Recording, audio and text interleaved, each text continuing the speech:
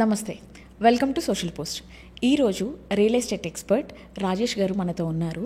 So ఆయన ఇచ్చే సలహాలు సూచనలు ఏంటో అడిగి తెలుసుకుందాం. ఎలా ఉన్నారు? నేను చాలా బాగున్నాను సార్, థ్యాంక్ యూ. సో హైదరాబాద్లో చాలా ఇంట్రెస్టింగ్ టాపిక్, రీసెంట్గా మళ్ళీ చాలా హైప్ అవుతున్న టాపిక్ రియల్ ఎస్టేట్. సో ఒకప్పటికి ఇప్పటికి పోల్చుకుంటే హైదరాబాద్ రియల్ ఎస్టేట్ ఎలా ఉందంటారు? Hyderabad real estate every time change అవుతూ ఉంటుంది, ఎవ్రీ టైం అప్డేట్ అవుతూ వచ్చింది. మీరు లాస్ట్ 7 years నుంచి అప్డేట్ చూసినట్టయితే హైదరాబాద్లో అంతకుముందు స్టాండ్ లోన్ అపార్ట్మెంట్స్ చూసిన తరుణంలో లాస్ట్ 7 years నుంచి హై రైజ్కి వచ్చాం. మనం హై రైజ్ నుంచి ఈరోజు స్కై స్కాపర్స్కి వచ్చాం. సో ఎవ్రీ టైం మనం చేంజ్ అవుతున్నాం, అప్డేట్ అవుతున్నాం. ఇంతకుముందు మనకు లోకల్ బిల్డర్స్ మాత్రమే సెలెక్టెడ్గా 10-15 మెంబర్స్ హైదరాబాద్ కట్టేవాళ్ళు. ఇవాళ మనము నార్త్ సైడ్ నుంచి కానీ ఢిల్లీలో మేజర్ కన్స్ట్రక్షన్ చేసే కంపెనీస్ కానీ వరల్డ్ వైడ్ కంపెనీస్ చాలా కంపెనీస్ ఇక్కడ రావడం కానీ ప్రెస్టీజియస్ కంపెనీస్ ఏవైతే ఉన్నాయో ఇప్పుడు ఇండియాలో వాళ్ళందరూ కూడా హైదరాబాద్ మార్కెట్లో ఇవాళ హై రైజ్ కానీ స్కై స్కాపర్స్ కానీ కన్స్ట్రక్షన్లో ఉన్నారు. రైట్ బ్రిగేడ్ కానీ మీరు చూసినట్టయితే గోడ్రేజ్ కానీ ఇలాంటి కంపెనీస్ చూసినట్టయితే మీరు డెఫినెట్గా హైదరాబాద్లో చేంజ్ సినారియో కనపడుతుంది. డెఫినెట్గా మనకు ఇక్కడ వస్తున్న కన్స్ట్రక్షన్ కానీ కంపెనీస్ కానీ హైదరాబాద్ మార్కెట్ గ్రో అవ్వడానికి వాళ్ళు రావడానికి స్థిరంగా హైదరాబాద్ ఉందనే ఉద్దేశం ఉంది కాబట్టి వాళ్ళు ఇక్కడ రావడం జరిగింది.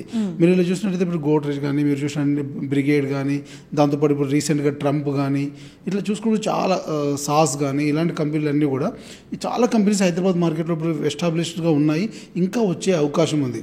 ఈ లాస్ట్ 7 years బిఫోర్ కానీ ఆ తర్వాత 22 వరకు కూడా మనం 30 floor వరకే హై రైజ్ చూసాం. ఈరోజు 64, 59 floors, నెక్స్ట్ 70 floors, దెన్ ఆ తర్వాత మనకు 100 floors వచ్చే ప్రాజెక్ట్ కూడా హైదరాబాద్కి రాబోతుంది. అతి త్వరలో మనం ఈ న్యూస్ కూడా వినబోతున్నాం. అది నెససరీ అంటారా? లైక్ అన్ని ఫ్లోర్స్ మనం బిల్డ్ చేయాల్సిందే ఉంది, అవసరం ఉంది కాబట్టి బిల్డర్స్ కొత్త ఆలోచనలతోని కొత్త పద్ధతులతోని కొత్త ఇన్ఫ్రాస్ట్రక్చర్ ఈ హైదరాబాద్కి పరిచయం చేయడానికి కానీ ఇండియాకి పరిచయం చేయడానికి చాలా విధాల చాలా రకమైన టెక్నాలజీ హైదరాబాద్లో వస్తుంది. వాళ్ళు చూస్తున్నాం కూడా మనము. ఒకప్పుడు 30 floors నుంచి వాళ్ళ 59, 55, 58, 59 floor వరకు చూసాం. ఇప్పుడు 63+ ఉంది. నెక్స్ట్ 70 floor వచ్చింది. ఇప్పుడు ట్రంప్ వాళ్ళు 63+ వచ్చారు. నెక్స్ట్ ఇంకో కంపెనీ 70 floors వచ్చింది. దెన్ ఇంకొక 1 yearలో మనము 100 floors రీచ్ అయిపోతున్నటువంటి కంపెనీ హైదరాబాద్ మార్కెట్లో ఆల్రెడీ అప్రూవల్స్కి అప్లై చేసింది. మేబీ మనం నెక్స్ట్ ఇయర్లో 100 floors ప్రాజెక్ట్ కూడా హైదరాబాద్ మార్కెట్లో చూడబోతున్నాం. ఇప్పుడు మిడిల్ క్లాస్ ఫ్యామిలీస్కి హౌస్ అనేది చాలా డ్రీమ్ ప్రాజెక్ట్ సార్ చెప్పాలి అని అంటే. కానీ ఇప్పుడు హైదరాబాద్లో కొనే పరిస్థితే లేదు చెప్పాలి అని అంటే. కోట్ల నుంచి దాటిపోతుంది, 2 కోట్లు 3 కోట్లు. చిన్న అపార్ట్మెంట్ తీసుకోవాలన్నా సరే ఇట్స్ 1 crore పక్కా. అంత వర్త్ ఉందంటారా? ఉంది మార్కెట్ ఉంది. అయితే మీరు చెప్పినటువంటి 2 crores 3 crores అంతా కూడా హై రైజ్లలో ఉంది. గేటెడ్ కమ్యూనిటీ ప్రాజెక్టులలో ఉండేటువంటి ప్రైసెస్ ఇవంతా కూడా. మీరు మినిమం సైజ్ స్టాండ్ లోన్ అపార్ట్మెంట్కి వెళ్తే 70 to 90 lakhsలో వచ్చే ప్రాజెక్ట్ చాలా ఉన్నాయి. మీరు ఇంకొద్దిగా ఫెరీస్కి వెళ్ళినట్టయితే అవుటర్ రింగ్ రోడ్ దగ్గరికి వెళ్ళి చూసినట్టయితే మినిమం 60 to 70 lakhs వచ్చే అపార్ట్మెంట్స్ కూడా ఉన్నాయి. సో ఏ సెక్టర్కి ఆ సెక్టర్ వైజ్ ఇక్కడ మనకు ఇన్ఫ్రాస్ట్రక్చర్ డెవలప్ చేయింది. ఎవరైతే గేటెడ్ కమ్యూనిటీలో ఉండాలో లివింగ్ కెపాసిటీ ఉంది మాకు అనుకునే వాళ్ళు ఎవరైతే ఉన్నారో లగ్జరీ స్టైల్ ఆఫ్ లివింగ్ ఉండాలనుకున్నారో వాళ్ళు గేటెడ్ కమ్యూనిటీలో చూస్ చేసుకుంటారు. ఆ గేటెడ్ కమ్యూనిటీలో కూడా డిఫరెంట్ వేరియేషన్స్లో ఉన్నాయి మళ్ళీ అక్కడ కూడా. సో అక్కడ పోయినప్పుడు మనం మినిమం 2 crores నుంచి స్టార్ట్ అయిన అపార్ట్మెంట్స్ హై రైజ్ ఏవైనా 5 crores 10 crore వరకు కూడా ఉన్నాయి హైదరాబాద్ మార్కెట్లో. ఒకప్పుడు 1200, 1400 SFT అంటేనే ఎక్కువ ఉండేది. ఈరోజు మినిమం 5000 SFT వరకు ఇవాళ అపార్ట్మెంట్ కన్స్ట్రక్షన్ అవుతున్నాయి హైదరాబాద్ మార్కెట్లో. సో యావరేజ్గా మనకు 5 crore ఎబోనే ఉంటుంది ఆ ప్రాజెక్ట్ వాల్యూమ్ వచ్చేసి.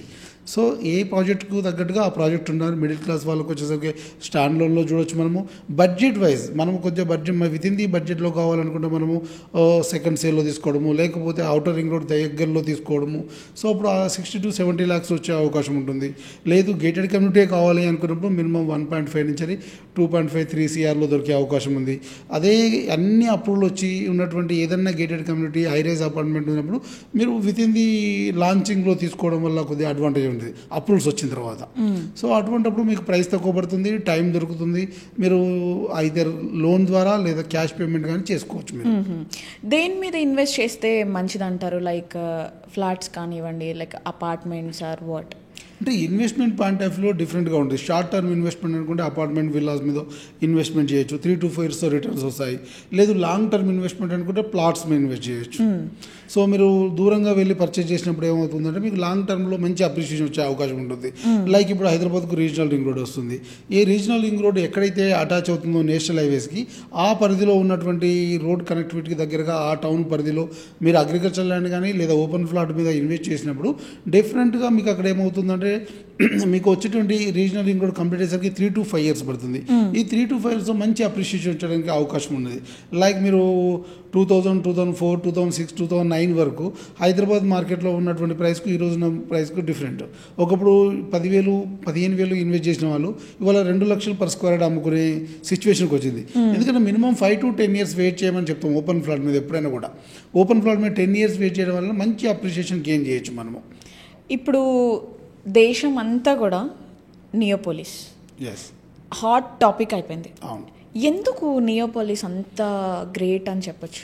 నియోపోలిస్కి మెయిన్గా ఏంటంటే అక్కడ ఉన్నటువంటి ఇన్ఫ్రాస్ట్రక్చర్ కంపెనీస్ ఒకటి, రెండోది కనెక్టివిటీ, మూడోది అక్కడ ఉన్నటువంటి ఐటీ పీపుల్ ఎవరైతే ఐటీకి దగ్గరగా ఉంటుందని ఒకటి, బిజినెస్ పీపుల్ కూడా కనెక్టివిటీ పరంగా ఓఆర్ఆర్కు just very close to the ORR. పక్క నుంచి మీకు గండిపేట లేక్ వ్యూ ఉంటుంది. దట్టు ఇంకోటి ఏంటంటే అది గవర్నమెంట్ ఆక్షన్ చేసినటువంటి ప్రాపర్టీ కాబట్టి లీగాలిటీ వైజ్ కూడా ప్రాపర్గా ఉంటుందనే ఒకే ఉద్దేశంతో అక్కడ ఇన్వెస్ట్ చేయబోతున్నారు. ఇంకోటి ఏంటంటే the best builders, top builders ఎవరైతున్నారో వాళ్ళందరూ కూడా అక్కడ కన్స్ట్రక్షన్ చేయబోతున్నారు. అందరూ కూడా స్కై స్కాపర్స్ కడుతున్నారు అక్కడ. సో దానివల్ల ఏంటంటే లివింగ్ కానీ అక్కడ ఉన్నటువంటి లగ్జరీ కానీ అక్కడ ఉన్నటువంటి కమ్యూనిటీ కానీ అంతా కూడా డిఫరెంట్గా ఉంటుందనే ఉద్దేశంతో అక్కడికి వెళ్తున్నారు అందరూ కూడా. సో నియోపోలిస్ కూడా ఆ లెవెల్లోనే ఒక లైక్ సింగపూర్ టౌన్లా డెవలప్ చేస్తున్నారు. సో అందుకే అక్కడ ఎక్కువ మంది ఉండడానికి ఇష్టపడుతున్నారు. అంటే హైదరాబాద్ రియల్ ఎస్టేట్ ఇంతకనం గ్రోత్ అవ్వడానికి ద మెయిన్ రీజన్స్ ఏంటంటారు?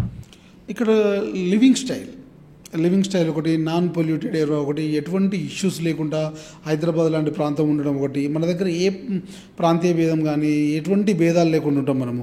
ఇక్కడ ఎంప్లాయ్మెంట్ సోర్స్ ఎక్కువగా ఉంటుంది, బిజినెస్ సోర్స్ ఎక్కువగా ఉంటుంది, దాంతోపాటు ఎకనామికల్ లివింగ్ ఉంటుంది, లగ్జరీ లివింగ్ ఉంటుంది. ఇలా చెప్తూ చాలా వేరియేషన్స్ ఉంటాయి మన దగ్గర. సో ఈ ఇన్ని పారామీటర్ మధ్యలో హైదరాబాద్ ఎదగడానికి ఛాన్స్ ఉంది ఇక్కడ. ఎందుకంటే ఎవరు వచ్చినా ఇక్కడ ఎంప్లాయ్మెంట్ క్రియేట్ చేయగలుగుతున్నారు, ఎంప్లాయ్మెంట్ సోర్సెస్ ఎక్కువగా ఉంది, ఎడ్యుకేషన్ ఉంది, ఫార్మా రిసెర్చ్ ఉంది, దాంతోపాటు మీకు లైఫ్ స్టైల్ ఇక్కడ బాగుంటుంది, లివింగ్ కాస్ట్ తక్కువగా ఉంటుంది. సో అన్ని పారామీటర్స్ వర్తిస్తాయి ఇక్కడ హైదరాబాద్కి కంపారిటివ్లీ అదర్ సిటీస్తో చూస్తే. Regional ring road Hyderabad real estate మీద ఎలాంటి ప్రభావం చూపిస్తుంది? డిఫరెంట్గా హైదరాబాద్ రీజనల్ రింగ్ రోడ్ అనేది ఆల్రెడీ చేంజెస్ వచ్చినాయి. హైదరాబాద్ మార్కెట్లో భూముల రేట్లు రీజనల్ రింగ్ రోడ్ అనౌన్స్మెంట్కు ఆ తర్వాతకి తేడా ఉంది. Before that regional ring road లేనప్పుడు అక్కడ ఉన్నటువంటి ప్రైసెస్ వేరు, రీజనల్ రింగ్ రోడ్ ఎప్పుడైతే అనౌన్స్ అయిందో అప్పటి నుంచి ప్రైసెస్ వేరు. మేబీ ఇంకా చేంజ్ అయ్యే అవకాశం ఉంది. ఎందుకంటే ఇప్పుడు హైదరాబాద్ హెచ్ఎండి లిమిట్స్ కూడా హైదరాబాద్ వచ్చేసి మనకు ఇప్పుడున్నటువంటి లిమిట్స్ అంతా కూడా పెరుగుతున్నాయి. రీజనల్ రింగ్ రోడ్ వరకు up to regional ring road వరకు కూడా హెచ్ఎండి లిమిట్స్ పెరుగుతుంది కాబట్టి ఆ పరిధి వరకు కూడా భూముల రేట్లు పెరిగే అవకాశం ఉంది. ఎప్పుడైతే ఈ రీజనల్ రింగ్ రోడ్ వస్తాయో, ఎప్పుడైతే regional ring road national highway points connectivity roads, major connectivity roads ఉన్నాయో అక్కడ శాటిలైట్ టౌన్షిప్స్ రావడానికి అవకాశం ఉంది. Already special economic zones already establish అయి ఉన్నాయి, ఇంకా స్పెషల్ ఎకనామిక్ జోన్స్ వచ్చే అవకాశం ఉంది.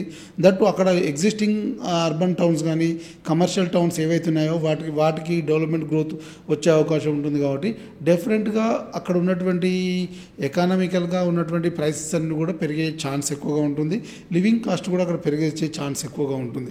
ఇప్పుడున్న ప్రైస్తో కంపేర్ చేస్తే డెఫినెట్గా రీజనల్ రింగ్ రోడ్డు అనౌన్స్ అయినప్పటి నుంచి ఇప్పటికి చూస్తే చేంజెస్ ఉన్నాయి. Once regional ring road complete అయిపోయే వరకు డెఫినెట్ చేంజెస్ అయితే రీజనల్ రింగ్ రోడ్ పరిధిలో ప్రైసెస్ మాత్రం డెఫినెట్గా ఉంటాయి. కోకాపేట్ అండ్ గచ్చిబౌలి సిటీ గ్రోత్కి ఎక్కువ మంది అటే ఇంట్రెస్ట్ చూపిస్తున్నారు. Why Kokapet and why Gachibowli side? అంటే కోకాపేట గచ్చిబౌలి అనేది కనెక్టివిటీ పరంగా ఒకటి, ఓఆర్ఆర్ కానీ వేరే అదర్ టౌన్ మన కనెక్టివిటీ పరంగా వెళ్ళడానికి ఒకటి ఈజీ యాక్సెసిబిలిటీ ఉన్నట్టు ఒకటి. రెండోది ఏంటంటే ఎంప్లాయ్మెంట్ ఎక్కువగా ఐటీ పీపుల్ ఉండేటటువంటి ఏరియా ఇదంతా కూడా. Hyderabad IT people 7 to 8 lakhs employment IT people ఉంటే బిజినెస్ పీపుల్ కానీ పొలిటీషియన్స్ కానీ వేరే అదర్ పీపుల్ ఉండేటటువంటి ఏరియాలో ఎక్కువ ఉందని కనెక్టివిటీ పరంగా కొద్దిగా లివింగ్ పరంగా కొద్దిగా కాస్మోపాలిటన్ టైప్ ఉండేటువంటి అట్మాస్ఫియర్ ఉన్నటువంటి area Gachibowli and Kokapet. Especially కోకాపేటకు వచ్చేసరికి ఏంటంటే కొత్తగా వచ్చినటువంటి నియోపోలిస్ ఏజ్ కొద్దిగా ఫేమస్ అవ్వడము, అక్కడ ఉన్నటువంటి బిల్డర్స్ అందరూ కూడా నేషనల్ వైజ్ బిల్డర్స్ అవ్వడము, కొద్దిగా టాప్ మోస్ట్ కన్స్ట్రక్షన్ కంపెనీస్ అక్కడికి రావడము, అక్కడ కన్స్ట్రక్షన్ వేరియేషన్ డిఫరెంట్ టెక్నాలజీ వాడి చేయడము, వాళ్ళు ఇచ్చేటువంటి ఎమ్యూనిటీస్ కూడా డిఫరెంట్గా ఉండడము. సో అక్కడ కొద్దిగా ఇష్టపడుతున్నారు. ఇంకోటి ఏంటంటే సైజ్ ఆఫ్ ది కన్స్ట్రక్షన్ కూడా అక్కడ పెరిగింది. ఒకప్పుడు మనం 1200, 1400, 1600, 1800 వరకే చూసాం. అక్కడ మోర్ దెన్ 1800 నుంచి 5000 SFT వరకు ఉన్నటువంటి అపార్ట్మెంట్లు, హై రైజెస్, స్కై స్కాపర్స్ రావడం వల్ల కొంతమంది ఎక్కువగా స్పేషియస్గా ఉండడానికి ఇష్టపడుతున్నారు, కనెక్టివిటీ లగ్జరీ లైఫ్ లీడ్ చేయడానికి. సో దానివల్ల ఏంటంటే అక్కడికి ఎక్కువ మంది షిఫ్ట్ అవుతున్నారు.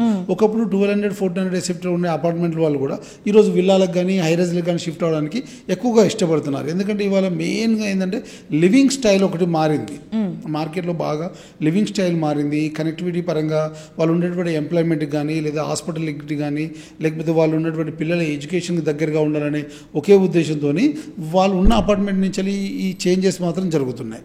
సో దానివల్ల ఏమవుతుందంటే ఈ గచ్చిబౌలి కానీ, కోకాపేట కానీ అన్ని విధాల కనెక్టివిటీ పరంగా, లొకేషన్ వైజ్గా బాగున్నటువంటి ఏరియాలు ఇవి. ఇంకా సిటీ డెవలప్మెంట్ మనం అటు సైడే అని చెప్పొచ్చా?